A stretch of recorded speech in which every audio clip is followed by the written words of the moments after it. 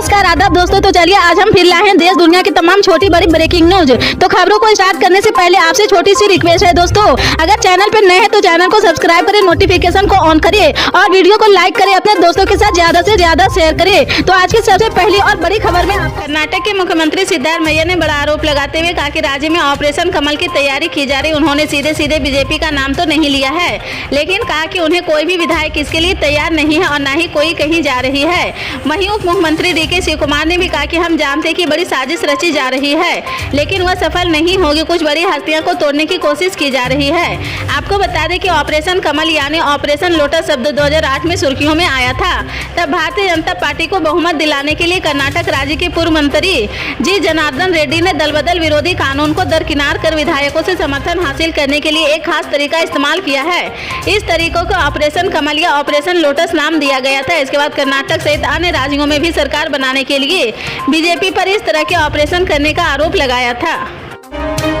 मध्य प्रदेश में आगामी विधानसभा चुनाव में सभी पार्टियों ने चुनाव प्रचार में खुद को झोंक दिया है। इसी कड़ी में मध्य प्रदेश के दामोह पहुंची कांग्रेस महासचिव प्रियंका गांधी वाड्रा ने दामोह में एक चुनावी रैली को संबोधित किया है। उन्होंने कहा कि बीजेपी सरकार ने 3 सालों में सिर्फ 21 रोजगार दिए हैं। हम जब सरकार में आएंगे तो पलायन रोकेंगे। प्रियंका गांधी ने कहा कि शिवराज सिंह चौहान 18 साल के शासन में मध्य प्रदेश में कोई विकास नहीं किया है।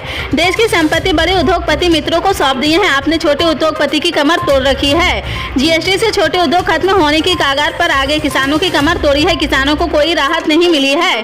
दामोह की रैली में सरकार को आड़े हाथे लेते हुए प्रियंका गांधी ने कहा कि रोजगार के माध्यम बिल्कुल बंद हो गए हैं।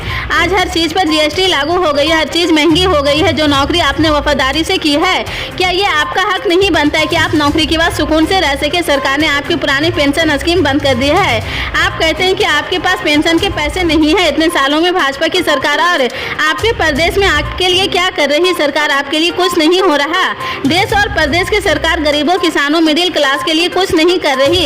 यह सिर्फ उद्योगपतियों के लिए काम कर रही। अगर जातीय जनगणना नहीं होगी तो सरकार कैसे जानेगी? और जब उसे पता ही नहीं होगा तो वो आपके लिए काम कैसे करेगी?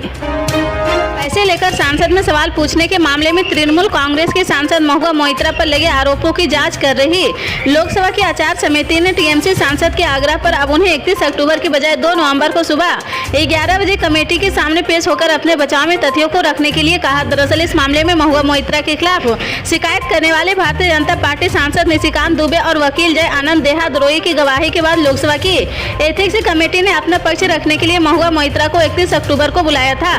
लेकिन महुआ मोइत्रा ने शुक्रवार को एथिक्स कमेटी के अध्यक्ष विनोद सोनकर को पत्र लिखकर यह बताया कि वह अपने संसदीय क्षेत्र में पहले से निर्धारित कार्यक्रमों के कारण 4 नवंबर से पहले दिल्ली नहीं आ सकती है। इसलिए समिति उन्हें 5 नवंबर के बाद कभी भी पेश होने का समय दे रही है। प्रधानमंत्री नरेंद्र मोदी ने नव नियुक्ति भर्तियों को 51,000 से नियुक्ति पत्र वितरित कार्यक्रम का उद्घाटन किया है। इस अवसर पर उन्होंने कहा कि दिवाली में अभी कुछ ही वक्त बाकी है, लेकिन नियुक्ति पत्र पाने वाले 50,000 युवाओं के परिवार को बड़ी खुशी मिली है। यह मौका दिवाली से जरा भी कम नहीं है। आपने कड़ी मेहनत से यह मुकाम हासिल किया है, इसके लिए नरेंद्र मोदी बधाई देता है। आपके परिवार को मेरी तरफ से बहुत बहुत शुभकामनाएं। रोजगार मेले में प्रधानमंत्री नरेंद्र मोदी ने कहा कि हमारी सरकार ने खादी की खोई हुई गरिमा वापस दिलाई है। इसकी बिक्री 10 वर्ष से पहले 30,000 करोड़ रुपए थी, जो अब 1.25 लाख करोड़ रुपए को पार कर गई है। पिछले दिनों जहां टमाटर और प्याज की कीमतों को लेकर मारामारी हो रही थी, तो वहीं अब एक बार फिर प्याज रुलाने के लिए तैयार है।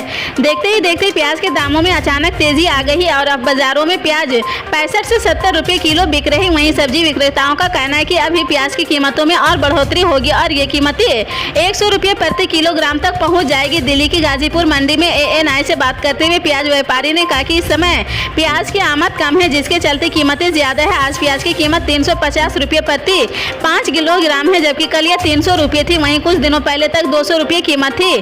प्याज व्यापारी ने आगे कहा कि एक हफ्ते से ही कीमतों में तेजी देखने को मिली है। इसी तरह की पल पल के अपडेट जानने के लिए जुड़े रहें आप न्यूज के साथ। मिलते हैं अगली बड़ी खबर।